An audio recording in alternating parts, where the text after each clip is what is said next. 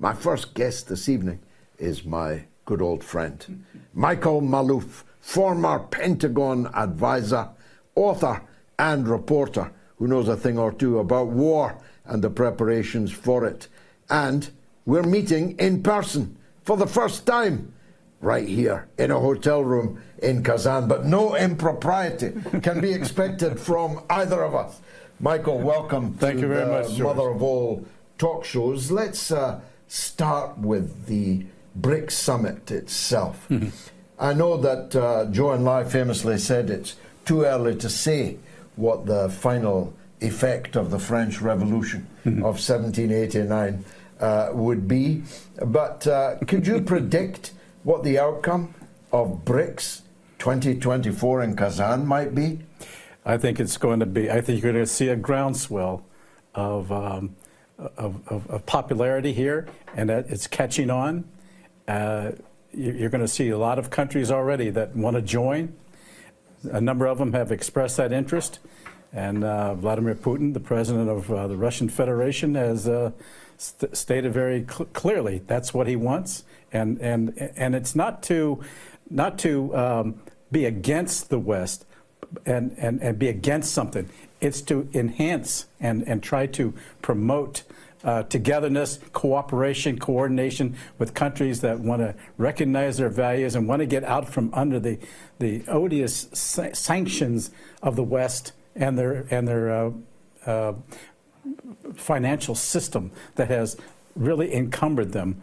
And BRICS seems to be a catalyst for that. And I have to applaud Mr. Putin for this kind of recognition of trying to be more inclusive in the world rather than holding people away, holding people off, as the West has done, and particularly the United States with its hegemony. If you're not, they look upon, the United States looks upon itself as the in charge of the rules-based order, which means that they can not only make the rules but break them at will, and we've seen this constantly in its own decision-making.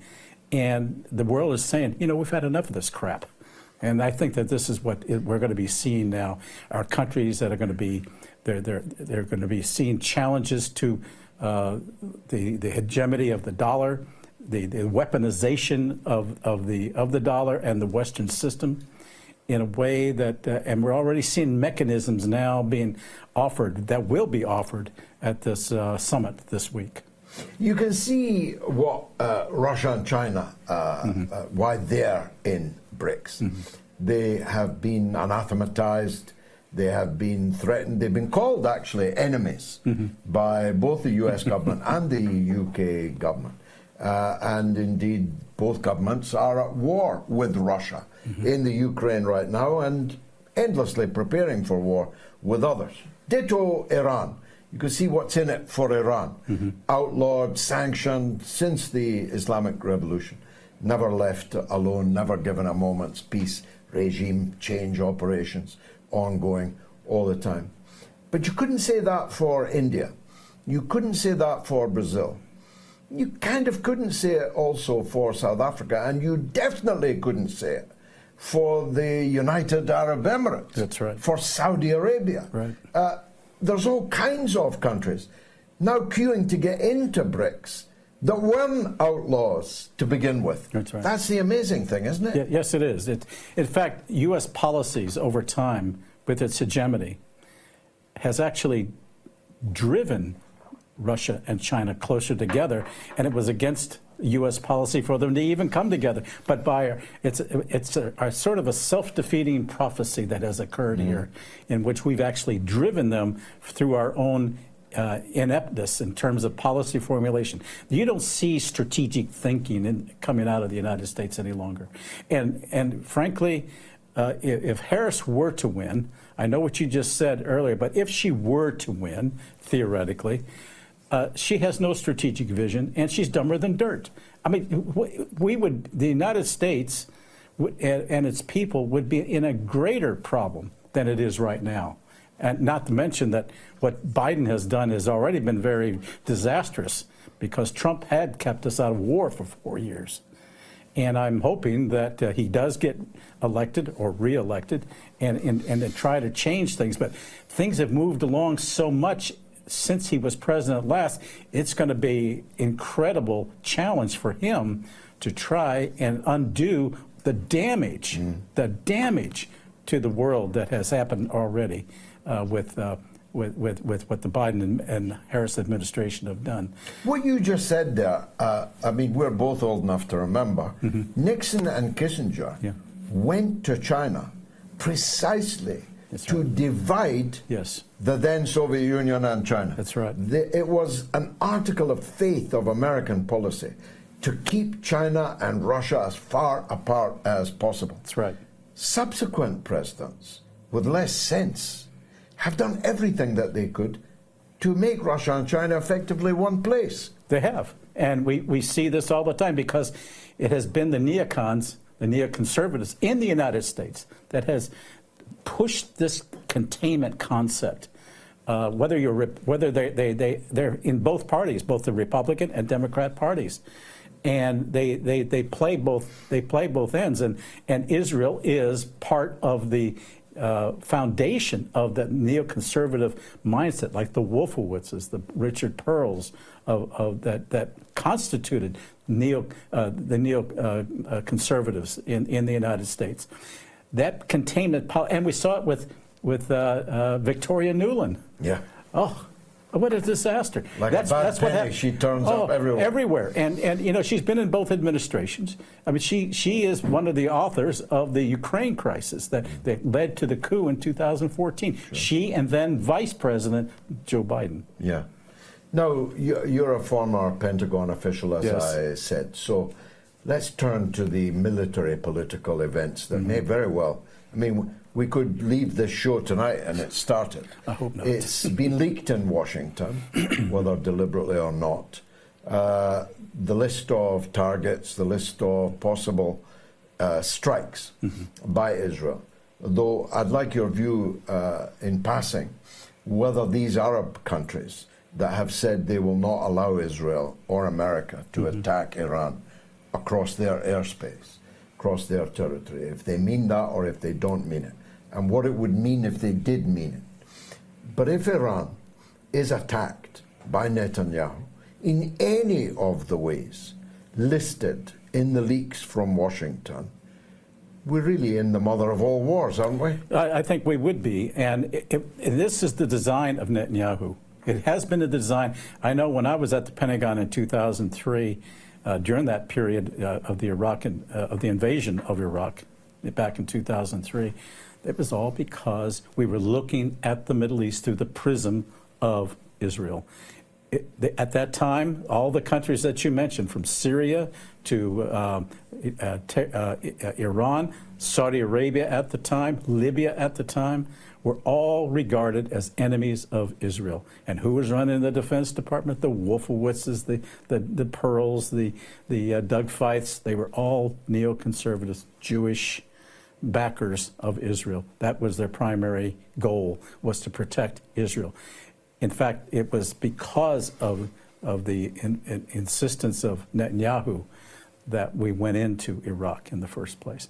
Against all advice, I mean, I was one of the very few who said, no, there is no weapons of mass destruction. I had no clue at the time that there was this ulterior motive.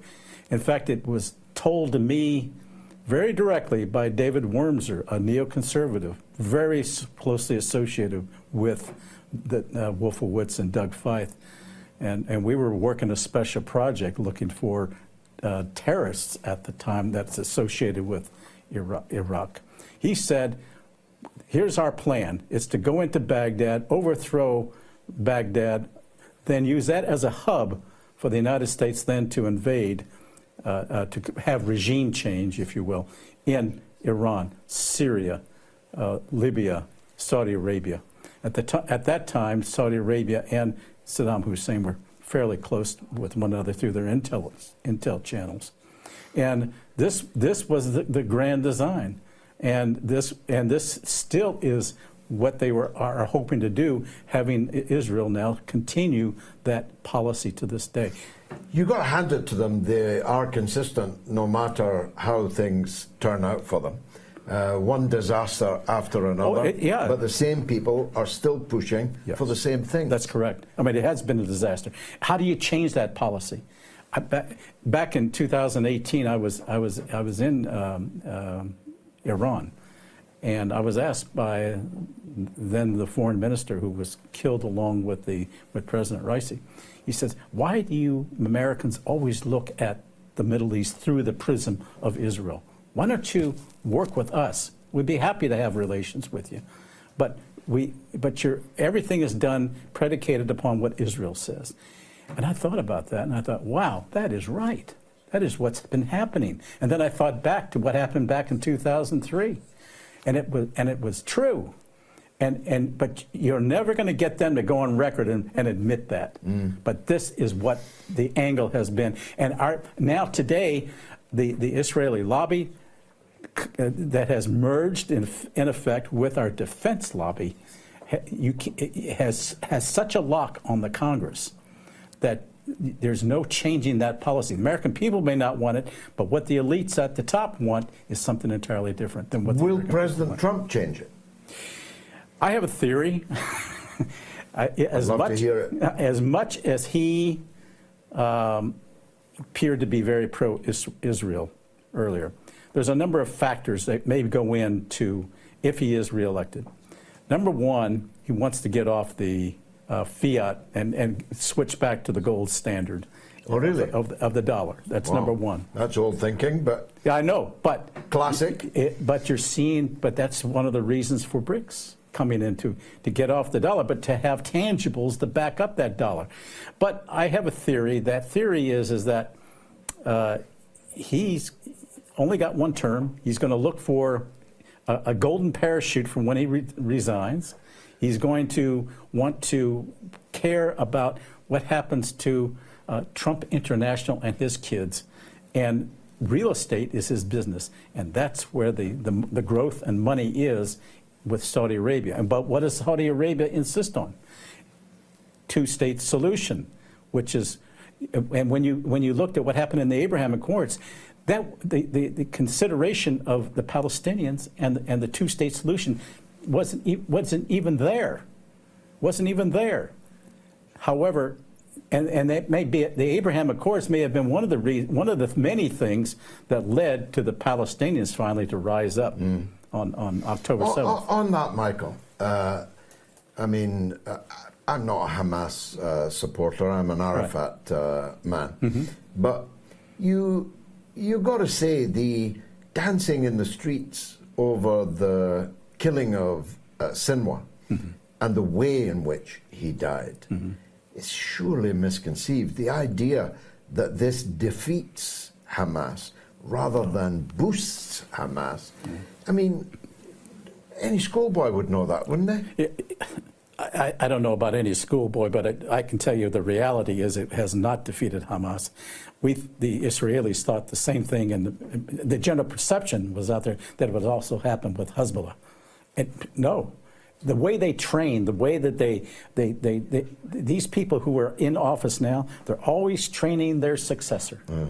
And that's what you're seeing today. It's coming to fruition. It will not happen. It certainly hasn't happened with Hezbollah because they've been able to react very strongly, amazingly, and very rapidly after they're doing better than they did in 2006. Oh yeah, far. They gave Israel a good hiding in 2006. Oh yeah, the advancement by Israel into the southern Lebanon today is virtually nil. They're about 2 kilometers max. That's it. And they don't hold one village. That's right. And they're losing such significant numbers of people. That's right. Dead and wounded. That's right. Well, the Israelis, as I recall, back in 2006, advanced fairly rapidly, but then had to leave. Yes. But the reality is they haven't even touched that, reached that point as of today.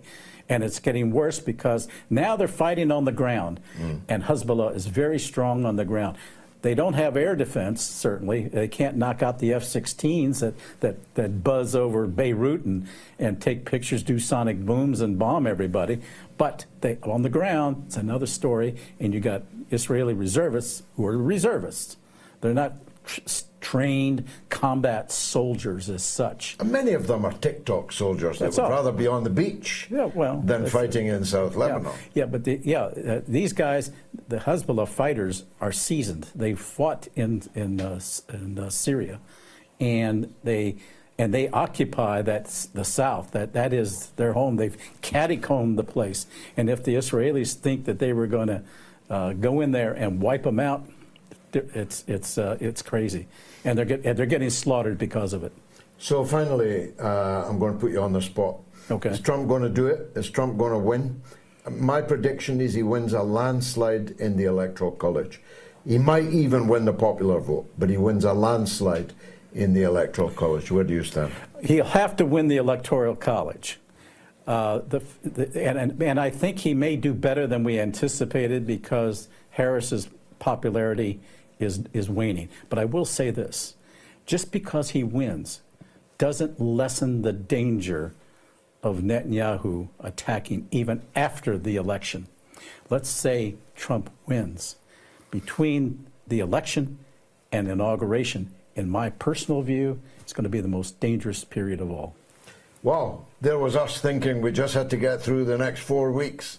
You think the next 4 months is going to be there? Yeah, it could be even more dangerous. He could linger it out. The fact that there was this leak may delay things a bit. They may have to change strategy. But I think it could be after the election. Elections, what? It's only 3 weeks? Yeah, or less, yeah. Yeah, less than 3 weeks. Yeah. After that, I think things can happen. She's looking increasingly like a dead duck, I must say. Oh, yeah. I mean, she's run out of gas, if you'll forgive the CNN, MSNBC, all of these commentators on there are saying she's not doing very well, is she? No, she's not. And Trump's got his mojo back. Michael Maloof, I'll see you at the conference of the BRICS in Kazan, in Russia, because that's where this show is coming from this evening. Let me take a quick break. Then it's your calls all the way to the hour. Stay tuned.